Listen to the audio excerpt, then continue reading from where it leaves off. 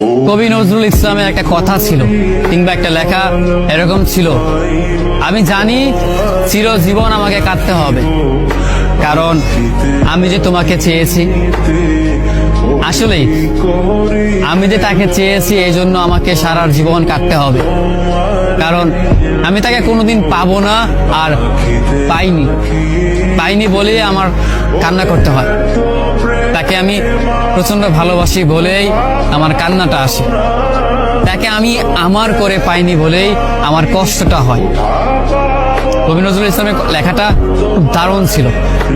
আসলেই তাকে পাইনি বলে আমাকে সারা জীবন কান্না করতে হবে।